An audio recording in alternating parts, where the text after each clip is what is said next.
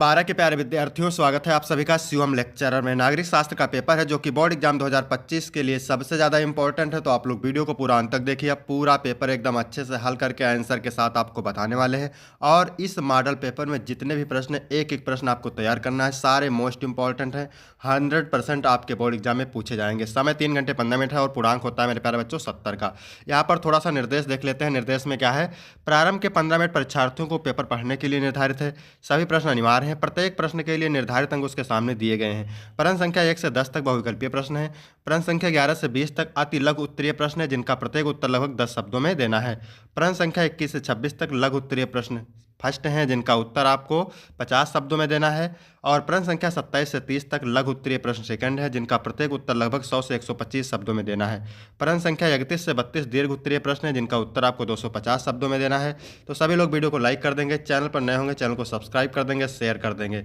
चलिए वीडियो को शुरू करते हैं। सबसे पहले बहुविकल्पीय प्रश्न मेरे प्यारे बच्चों, इसमें पहला क्वेश्चन है, जापान के हिरोशिमा और नागासाकी में परमाणु बम कब गिराया गया था? 1943, 1945, 1919, 1947।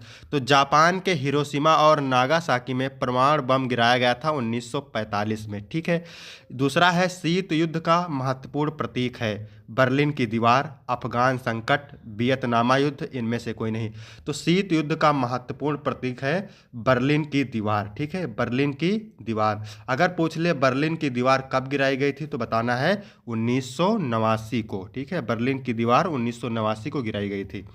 इसके बाद तीसरा नंबर प्रश्न है, बर्लिन की दीवार कब बनाई गई थी? 1950, 1955, 1961, 1965। तो मेरे प्यारे बच्चों, बर्लिन की दीवार बनाई गई थी कब? 1961 में। ठीक है, सी ऑप्शन करेक्ट हो जाएगा। इसके बाद चौथा नंबर प्रश्न है, सोनी, होंडा तथा सुजुकी जैसे प्रसिद्ध ब्रांड का संबंध किस देश से है? चीन, कोरिया, भारत, जापान। जापान से है। ठीक है। विश्व की कितने प्रतिशत जनसंख्या दक्षिण एशियाई देशों में रहती है? 30%, 35%, 32%, 20%। तो विश्व की 20% जनसंख्या दक्षिण एशियाई देशों में रहती है।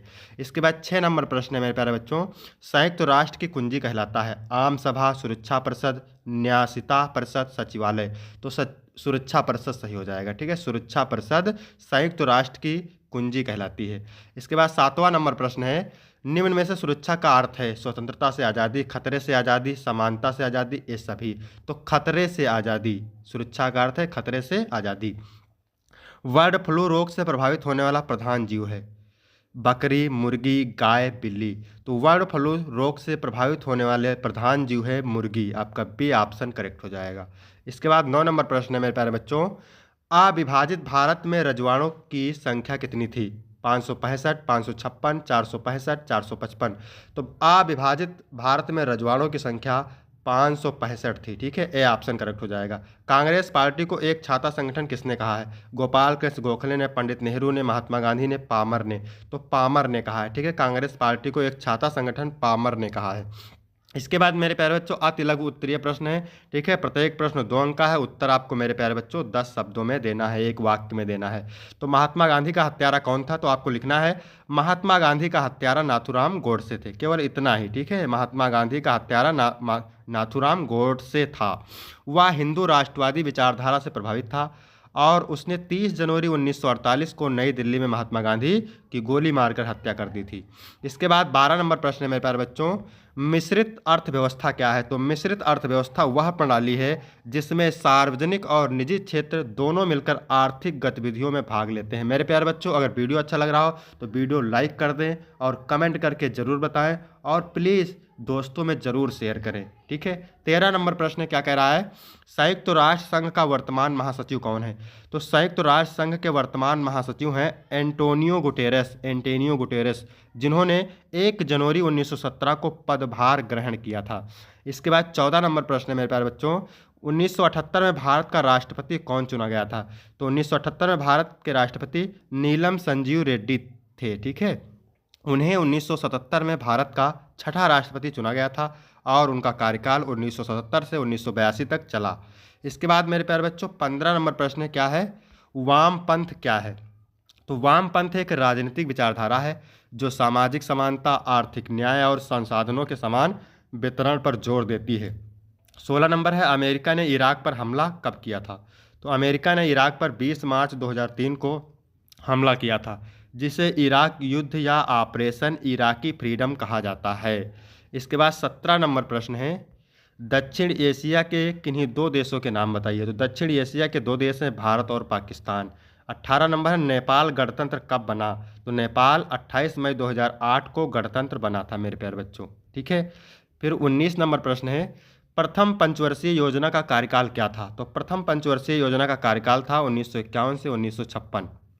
इसके बाद 20 नंबर प्रश्न है, गुट निरपेक्षता का अर्थ बताइए। तो गुट निरपेक्षता का अर्थ है किसी भी सैन्य या राजनीतिक गुट का हिस्सा न बनकर स्वतंत्र और तटस्थ नीति अपनाना, विशेष रूप से शीत युद्ध के दौरान अमेरिका और सोवियत संघ के गुटों से दूरी बनाए रखना। इसके बाद मेरे प्यारे बच्चों लघु उत्तरीय प्रश्न फर्स्ट है। ठीक है। उत्तर आपको 50 शब्दों में देना है और प्रत्येक उत्तर के लिए आपको 5 अंक मिलेगा। संपूर्ण क्रांति पर एक संक्षिप्त निबंध लिखिए। तो लिखेंगे मेरे प्यारे बच्चों, संपूर्ण क्रांति भारतीय राजनीति में एक महत्वपूर्ण आंदोलन था जिसे जयप्रकाश नारायण ने 1974 में शुरू किया। इसका उद्देश्य भ्रष्टाचार, लोकतांत्रिक संस्थाओं की कमजोरी और सरकारी दमन के खिलाफ जनता को जागरूक करना था। यह आंदोलन खास तौर पर छात्रों, युवाओं और समाज के अन्य वर्गों में प्रचलित हुआ। इसके बाद मेरे प्यारे बच्चों 22 नंबर प्रश्न है, भारतीय जनसंघ की विचारधारा क्या थी। तो भारतीय जनसंघ की विचारधारा राष्ट्रवाद, सांस्कृतिक संरक्षण और हिंदू एकता पर आधारित थी। यह पार्टी भारतीय संस्कृति और धर्म को प्रोत्साहित करती थी।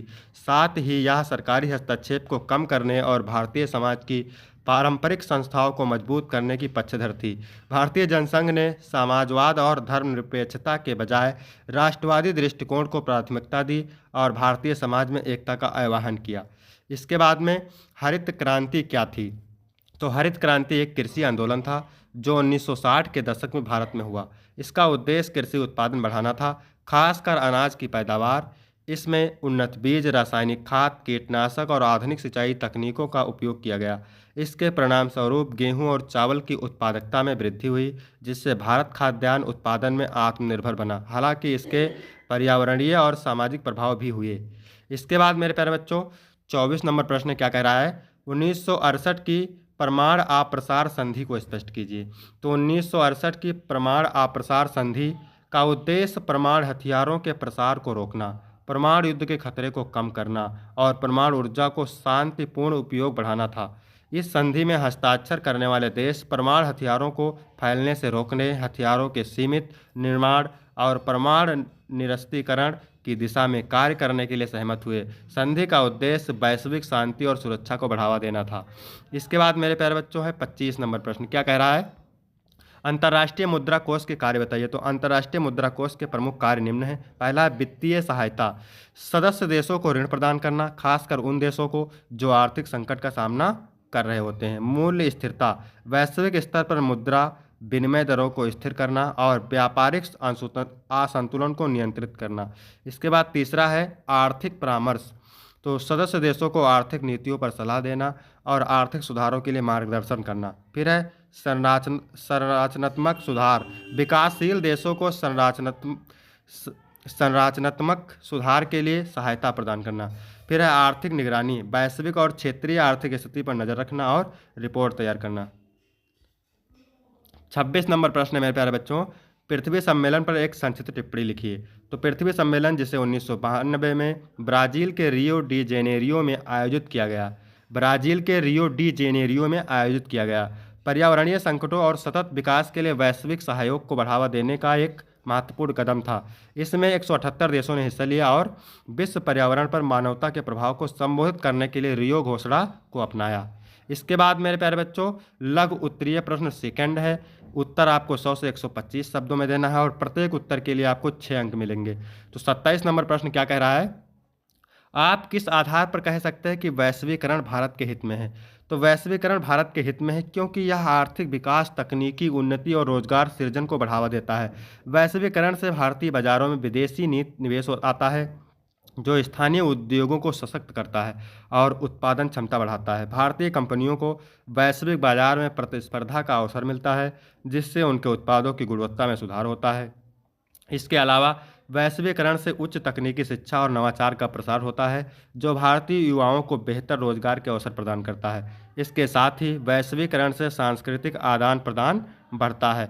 इसके आगे लिखेंगे मेरे प्यारे बच्चों, जिससे भारत का वैश्विक मंच पर अपनी पहचान बनाने में मदद मिलती है। कुल मिलाकर वैश्वीकरण भारत के आर्थिक, सामाजिक और सांस्कृतिक विकास के लिए लाभकारी है।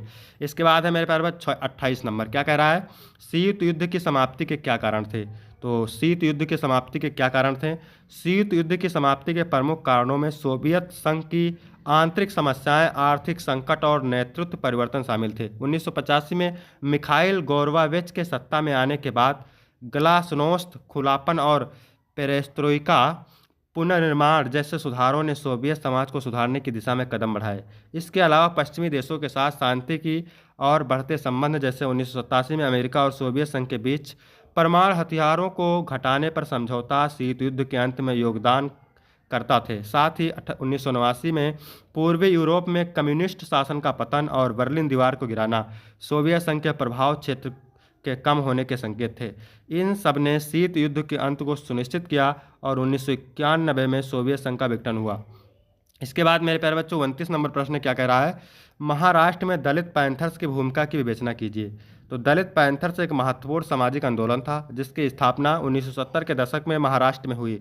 इसका उद्देश्य दलितों के अधिकारों की रक्षा करना, उनके खिलाफ हो रहे उत्पीड़न को समाप्त करना और उन्हें सामाजिक और आर्थिक न्याय दिलाना था। दलित पैंथर्स ने बर्बर जातिवाद और सामाजिक असमानता के खिलाफ संघर्ष किया और इसके माध्यम से दलितों को अपने अधिकारों के लिए आवाज़ उठाने की प्रेरणा दी। वे जुलूस, प्रदर्शन और सशक्त आंदोलन के माध्यम से समाज में जातिवाद की बुराइयों के खिलाफ एक जागरूकता फैलाने में सफल रहे। आगे लिखेंगे, इस आंदोलन ने संविधान की प्रमुख धाराओं को लागू करने के लिए दबाव डाला और महाराष्ट्र में दलितों की स्थिति सुधारने के प्रयास किए। दलित पैंथर्स ने सामाजिक और राजनीतिक परिवर्तन के लिए एक मजबूत आधार तैयार किया। इसके बाद मेरे प्यारों जो 30 नंबर प्रश्न क्या कह रहा है? नक्सलवादी आंदोलन के उद्देश्यों पर प्रकाश डालिए, वर्णन कीजिए। तो इसमें लिखेंगे, नक्सलवादी आंदोलन का उद्देश्य भारतीय समाज में व्याप्त सामाजिक और आर्थिक असमानता को समाप्त करना था। यह आंदोलन 1967 में पश्चिम बंगाल के नक्सलवाड़ी क्षेत्र में हुआ और मुख्य रूप से शहरी और ग्रामीण गरीबों, किसानों और श्रमिकों को अधिकारों की रक्षा के लिए था। नक्सलवादियों का मानना था कि शोषण और गरीबी को खत्म करने के लिए क्रांति आवश्यक है।